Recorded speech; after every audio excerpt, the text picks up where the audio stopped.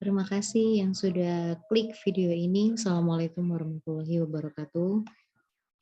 Eh, Teman-teman semuanya semoga dalam keadaan sehat selalu ya. Pada pertemuan kali ini, kalau kemarin kita sudah bahas masalah perdagangan elektronik dan mungkin juga kesatuan dari sistem informasi manajemen yang lain, ya. Jadi untuk kali ini pembahasannya berlanjut ke pengembangan metodologi siklus hidup dan metode alternatif. Jadi kira-kira yang dipelajari dari pengembangan metodologi siklus hidup itu apa? Jadi ada namanya mungkin nanti perkembangan dari sistem, tapi perkembangan dari sistem dan juga metode dari alternatif hidupnya sistem. Jadi walaupun sistem tapi ternyata juga bisa seperti makhluk hidup karena mereka juga ada fasenya atau prosesnya. Oke, untuk yang pertama, bagaimana metodologi atau apa sebetulnya metodologi siklus hidup dari sebuah sistem. Jadi siklus hidup sistem atau sistem life cycle ya atau SLC ini adalah proses evolusioner yang diikuti dalam menerapkan sistem dan informasi berbasis komputer dan juga SLC ini sering disebut sebagai pendekatan air terjun atau waterfall approach bagi pengembangan dan juga penggunaan sistem. Seperti itu. Jadi bagaimana sistem ini ternyata dia masih tetap berevolusioner. Jadi bahasa gampangannya sebuah sistem itu ternyata juga perlu update ya, juga perlu pembaharuan. Nah, jadi menerapkan sistem dan informasi yang jelas pasti berbasis komputer karena kalau tidak di komputer juga mereka ini tidak akan beroperasi ya, namanya juga sistem. Jadi entah mungkin dari codingnya atau dari kodenya, lalu bagaimana satu kesatuan dari komputer tersebut bisa mengembangkan dan juga menggunakan yang namanya siklus life cycle.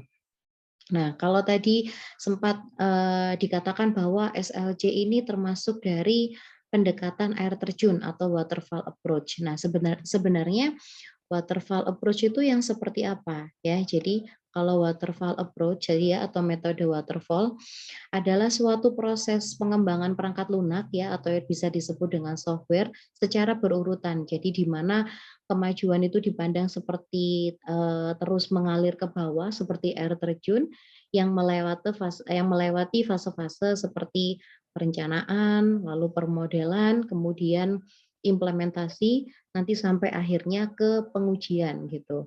Kalau kita berbicara masalah strategi dari manajemen, yang terakhir pasti bukan hanya pengujian ya, tapi evaluasi, sama seperti dengan evaluasi itu. Jadi di metode waterfall ini pengembangan dari perangkat lunak atau software yang secara berurutan. Kira-kira sebuah sistem lalu dipasang ada software-nya gitu ya atau perangkat lunaknya. Kira-kira mereka itu punya fase yang seperti apa?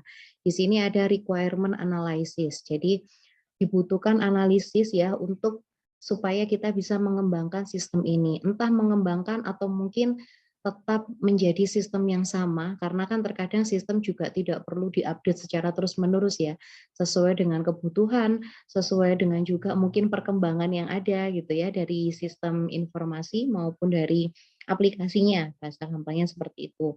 Lalu yang kedua desainnya. Jadi kira-kira desainnya apakah masih sama? Mungkin desainnya mengangkat tema-tema klasik atau mungkin lebih dibutuhkan seperti yang tema modern gitu. Itu dari desain aplikasi kan kita juga semua sudah tahu ya. Contohnya kalau kita punya media sosial mungkin ya, media sosial yang mungkin perlu diupdate terkadang agar mungkin fiturnya lebih banyak. Nah itu. Kemudian ada namanya development. Development di sini mungkin menyambung tadi saya sempat ngomong masalah fitur ya, berbicara masalah fitur. Jadi development-nya, perkembangannya kira-kira fiturnya tetap atau mungkin diganti atau fitur yang ada diperbaharui itu. Kemudian testing. Jadi setelah sudah didesainnya ternyata mungkin masih cukup, development-nya aja yang perlu dikembangkan. Kira-kira pada saat dites mereka nge-lag atau enggak gitu ya, istilahnya lemot atau tidak gitu. Tetap bisa mungkin secara user kita sebagai pengguna bisa mengikutinya, bisa melewati atau tidak. Kemudian yang terakhir baru maintenance-nya. Maintenance tadi ya lebih ke evaluasi ya, sama saja dengan evaluasi atau pengujian. Kira-kira setelah diuji, mereka sudah termasuk bisa lolos full version atau masih beta version. Nah, istilahnya seperti itu. Itu pada metodologi siklus hidupnya sistem yang di sini berbicara masalah software atau pengembangan dari perangkat lunak. Oke. Lalu di sini siklus hidup sistem itu terdiri dari 5 tahap. Ya, 4 tahap pertama itu mereka termasuk perencanaan ya tadi, perencanaan, lalu dianalisis, perancangan atau desainnya bagaimana dan kemudian diterapkan. Nah, penerapan di sini yang dimaksud itu bagi pengembangannya. Jadi developernya itu kira-kira perlu developer atau enggak gitu. Developer di sini maksudnya disesuai dengan developernya atau tidak gitu. Developer di sini ya usernya. Jadi kalau sudah dikembangkan, sudah diupdate istilahnya seperti itu, apakah para user ini bisa mengikutinya gitu atau masih bisa memudahkan para user. Lalu di tahap yang kelima yaitu penggunaannya. Nah, tadi berbicara masalah user ya, mereka termasuk yang useless gitu kan atau full gitu. Jadi memang manfaatnya banyak sekali atau mungkin malah manfaatnya semakin kurang karena tadi adanya development atau pengembangan dari sistem sendiri. Kemudian semua tahap dalam melibatkan pemakai, spesialis informasi, dan lain sebagainya. Yang penting ya pasti ahlinya ya yang seperti itu. Nah ini mungkin nanti bisa dibaca sendiri bagaimana penjelasannya tadi dari beberapa tahapan yang ada. Itu nanti lalu di sini mungkin ada penjelasan pengembangan sistem yang lebih responsif dapat dicapai dengan peningkatan siklus hidup dan penggunaan peralatan pengembangan berbasis komputer. Ya, karena memang yang dikembangkan itu sistem ya, bukan makhluk hidup. Walaupun ternyata sistem juga kalau bahasa IT-nya termasuk makhluk hidup, jadi memang butuh yang namanya computer base dari development tool gitu. Base development tool dari komputer, maksud saya seperti itu. Oke, di sini tugas dan fungsi utama dari pengarah SIM atau mungkin di sini lebih ke regulasinya ya gitu, regulasi tapi untuk IT, untuk sistemnya. Jadi yang pertama menetapkan kebijakan yang memastikan dukungan komputer untuk mencapai tujuan strategis perusahaan. Jadi goal-nya itu sesuai atau tidak, tujuannya sesuai atau tidak dengan perusahaan, dengan komputer atau dukungan dari perangkat yang kita punya. Kemudian menjadi pengendali keuangan, itu jelas karena kalau misalnya SIM ini diterapkan di perusahaan atau instansi gitu ya, itu pasti ada oriented-nya, entah itu profit atau mungkin sosial. Kalau di sini mungkin salah satu contohnya karena keuangan kita berbicara masalah profit, profit oriented. Dengan bertindak sebagai badan yang berwenang, memberi persetujuan bagi semua permintaan dana yang berhubungan dengan komputer. Itu pasti. Lalu yang terakhir menyelesaikan pertentangan yang timbul sehubungan dengan prioritas penggunaan komputer. Jadi ini mungkin jika dikaitkan dengan manajer ya atau manajemen dari perusahaan itu sendiri. Oke, kita lanjut ke pengembangan metode alternatif dari sistem informasi. Jadi kalau di dalam dunia bisnis itu kan suatu organisasi atau perusahaan memang memerlukan ya yang namanya pengambilan keputusan. Nah, pengambilan keputusan di sini jika dihubungkan dengan SIM sendiri, mereka pasti butuh dukungan teknologi informasi. Nah, sistem yang ada dalam pengembangan sistem teknologi informasi yang terus berkembang ini mereka punya beberapa metode. Ada namanya metode package, lalu metode prototype ya atau prototip, kemudian metode pengembangan yang dipakai oleh pemakai. Pemakai di sini ya bisa end user computing yang memang membangun dari sistem tersebut, lalu end user development untuk pengembangan dan juga metode outsourcing. Outsourcing ini kan memang jika dibutuhkan gitu, sama saja seperti kalau kita berbicara tenaga kerja outsourcing seperti itu ya. Jadi sistemnya sistem kontrak sama seperti jika di sistem juga di sistem teknologi informasi, jika dibutuhkan akan ditambahkan, jika tidak mereka pasti membutuhkan package, prototype, lalu ke metode pengembangan atau end user development tadi. Kemudian di sini sistem informasi berperan penting dalam keberhasilan bisnis, itu jelas ya, karena sistem informasi dapat berfungsi sebagai sistem pendukung operasi ya juga untuk efektivitas dan juga efisiensi dari operasional perusahaan.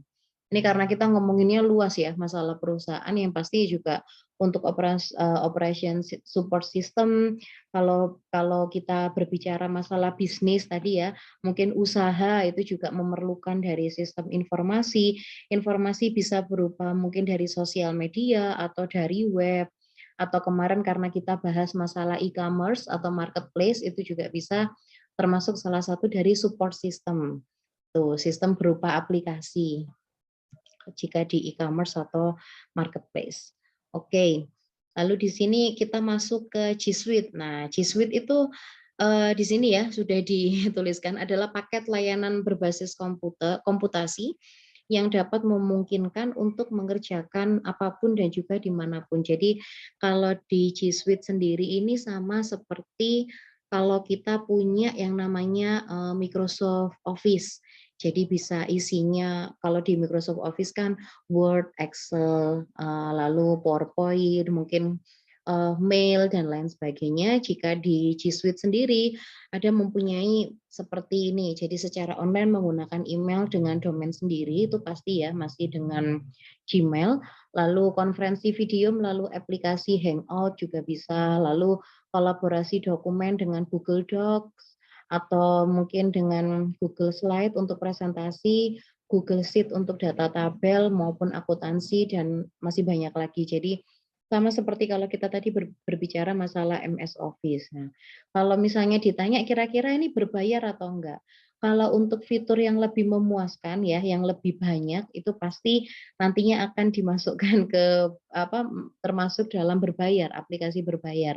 Tapi kalau mungkin hanya sekedar kita ingin mengenal saja gitu kan, ingin mencoba Google dokumen tadi, lalu Google Slide sebagai presentasi, Google Sheet untuk tabel, itu mungkin masih belum masuk ke berbayar tadi. Itu kira-kira di G Suite. Jadi di sini macamnya dari G Suite banyak ya. Kalau tadi kan fiturnya ada Google Doc, ada Google Slide, lalu Google Sheet itu fiturnya. Tapi kalau macamnya dari G Suite ada beberapa. Yang pertama G Suite Basic ya. Jadi untuk pemula di dunia bisnis. Nah, ini bisa pakai mempunyai fasilitas untuk kita per usernya 30 giga gitu. Lumayan 30 giga kalau memang untuk simpan-simpan berupa file atau dokumen gitu kan masih terbilang banyak ya untuk digunakan masih bisa. Lalu di sini G Suite Business. Jadi jika ingin upgrade kebutuhan teknologi bisa memakai ini. Jadi di sini tuh sama seperti kalau kita e-discovery yang membuat data-data menjadi lebih mudah ditemukan. Jadi apa ya bahasanya mungkin apa yang tersembunyi, apa yang terhidden di situ. Nah, kalau di G Suite Business ini kita bisa temukan itu.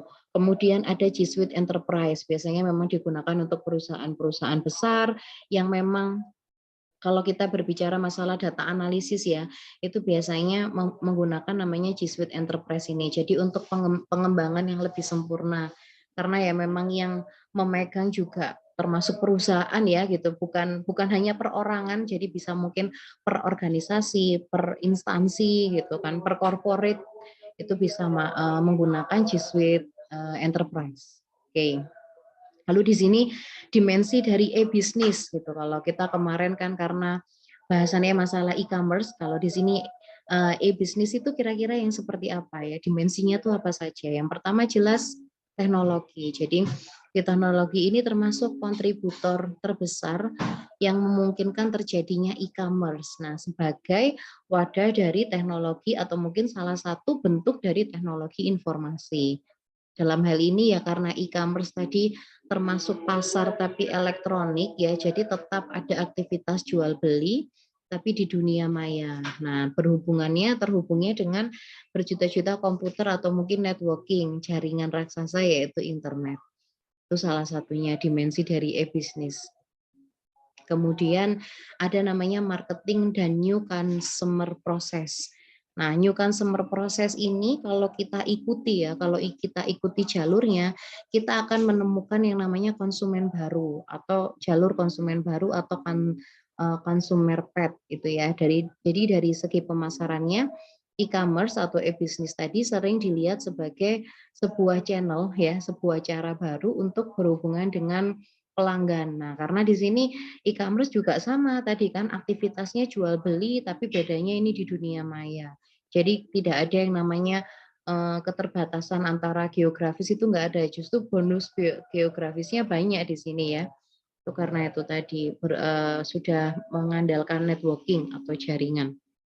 Lalu ada namanya electronic linkage. Nah, di sini dengan adanya e-commerce, maka buah divisi dari dapat bekerja sama secara efisien melalui pertukaran data elektronik. Nah, di sini sama seperti kalau di electronic linkage ini biasanya ya digunakan oleh pelanggan maupun pelanggan tapi dengan perusahaan-perusahaan tertentu. Jadi istilahnya itu bermitra atau berpartner itu di electronic linkage gini, bisa misalnya antara kantor pemerintah dengan masyarakatnya. Jadi kalau mungkin di pemerintah punya website tersendiri gitu ya untuk pelayanan masyarakat gitu dari jasa yang memang mereka sediakan, itu biasanya bisa masuk ke electronic linkage.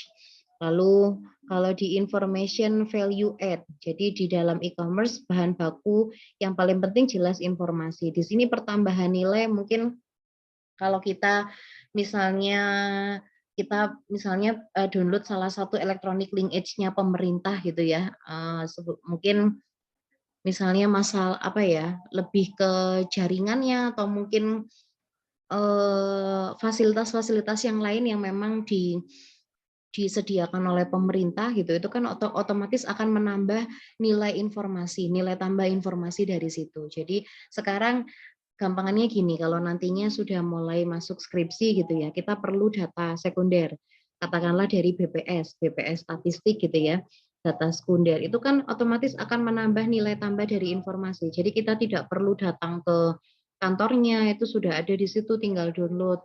Itu mungkin ada lagi kalau misalnya kita punya BEI ya, Bursa Efek Indonesia.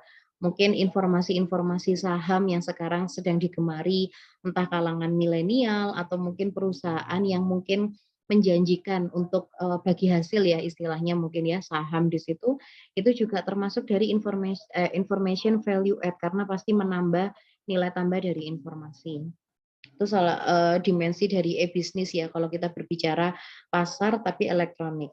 Lalu di sini ada market making. Market making itu jelas karena kan kita pasar digital ya. Jadi bagaimana membuka atau akan ada market yang baru, pasar yang baru di dalam situ gitu. Jadi tanpa kita ibaratnya kita hanya modal teknologi ya, entah itu smartphone atau mungkin laptop dan lain sebagainya gitu, itu pasti bisa sudah langsung memunculkan yang namanya market making karena keberadaannya yang langsung membentuk sebuah pasar perdagangan tersendiri yang mempertemukan berjuta-juta ya atau mungkin beratus juta penjual maupun pembeli gitu di pasar digital atau e-market. Yang pastinya kira-kira kalau ditanya efisien atau tidak gitu, memuaskan customer atau tidak. Kalau kita sebagai pembeli atau mungkin kita sebagai penjual pasti persepsinya beda. Kalau sebagai pembeli mungkin ada beberapa persepsi yang barangnya ternyata tidak sesuai ya, terkadang seperti itu. Atau mungkin harga dengan barangnya ternyata mengejutkan, mengejutkannya mungkin lebih ke persepsi yang positif. Jadi dengan harga segitu sudah mendapatkan barang yang lumayan bagus gitu. Itu mungkin kalau dari persepsi pembeli. Jika dibalikan ke persepsi penjual, bisa saja di penjual mungkin lebih banyak persepsi positifnya karena mereka bisa menjual barang apapun yang mereka punya gitu kan asalkan bisa lolos dari pasar market tadi disesuaikan gitu kan. Terkadang nggak semua barang juga bisa dijual gitu ya. Lalu di sini ada service infrastruktur. Jadi konsep e-commerce yang tidak hanya membuahkan mekanisme transaksi jual beli, namun ternyata banyak juga jasa-jasa baru yang diperlukan untuk pendukung aktivitas jual beli tersebut. Di sini ya seperti mungkin jasa ongkir ya, jasa untuk pengiriman gitu, itu juga termasuk dari e-service infrastruktur. Mungkin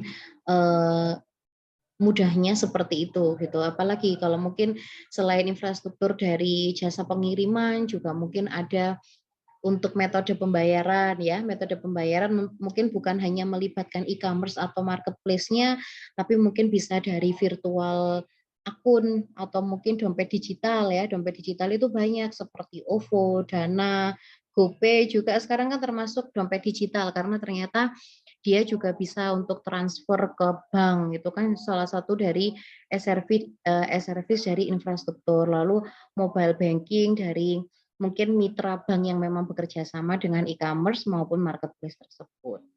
Itu. Mungkin itu yang bisa saya jelaskan ya mengenai metode dari pengembangan siklus hidup sistem tadi. Lalu kita masuk ke dimensi e-bisnis. Itu dulu yang bisa saya sampaikan. Semoga tetap bermanfaat dan juga barokah walaupun kita sekarang sedang daring. Terima kasih untuk semuanya yang sudah klik dan juga mendengarkan video ini sampai selesai. Semoga selalu dalam keadaan sehat. Amin ya rabbal alamin. Wassalamualaikum warahmatullahi wabarakatuh.